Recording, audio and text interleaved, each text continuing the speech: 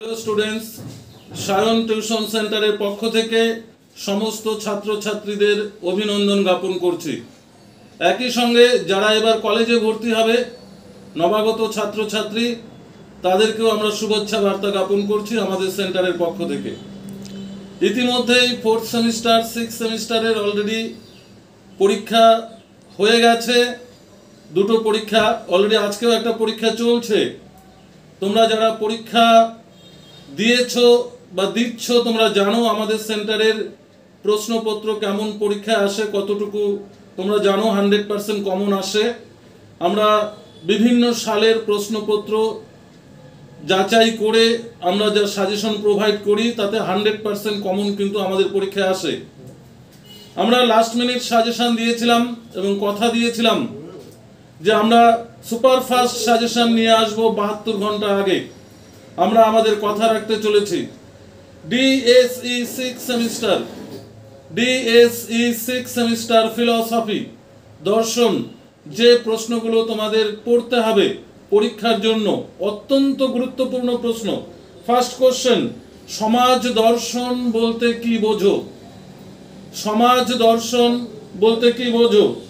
Second question, শুধু দর্শনটাকে বাদ দিলে কি থাকে? সমাজ, সমাজ বলতে কি বোঝো? পরের প্রশ্ন, জাতি বলতে কি বোঝো?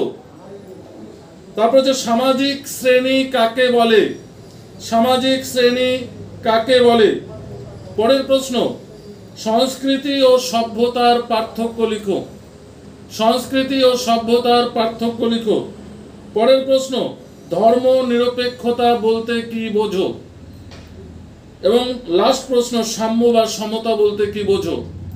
এই মাত্র 7খানা প্রশ্ন তোমাদের 3 নম্বরের জন্য প্রোভাইড করেছি, তোমরা তৈরি করে নেবে। এবারে আমরা যাচ্ছি 6 নম্বরের প্রশ্ন। 6 দাগের যে প্রশ্নগুলো তোমাদের পড়তে হবে, মাত্র 7খানা প্রশ্ন দিয়েছি আমরা 6 নম্বরের প্রশ্নের জন্য।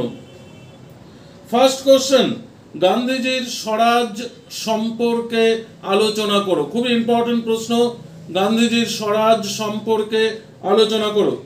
সেকেন্ড কোশ্চেন, সাম্য ও স্বাধীনতার সম্পর্ক আলোচনা করো। সাম্য এবং স্বাধীনতার সম্পর্ক আলোচনা করো। পরের কোশ্চেন, সমাজ ও সংঘ বলতে কি বোঝো? সমাজ ও সংঘ বলতে কি বোঝো? পরের কোশ্চেন, সমাজ দর্শনের প্রকৃতি ও পরিধি আলোচনা করো। সমাজ দর্শনের প্রকৃতি ও পরিধি আলোচনা করো। পরের প্রশ্ন, মুখ্য গোষ্ঠী ও গৌণ গোষ্ঠীর পার্থক্য আলোচনা করো। এবং লাস্ট প্রশ্ন, স্বাধীনতা ও সাম্যের মধ্যে পার্থক্য আলোচনা করো।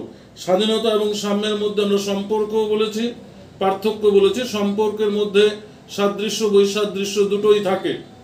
এই ছিল 6 নম্বরের প্রশ্ন।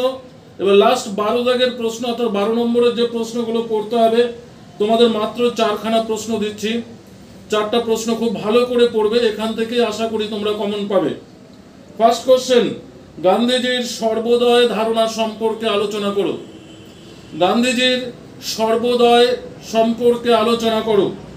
পরের কোশ্চেন, শ্রেণী সম্পর্কে আলোচনা করো।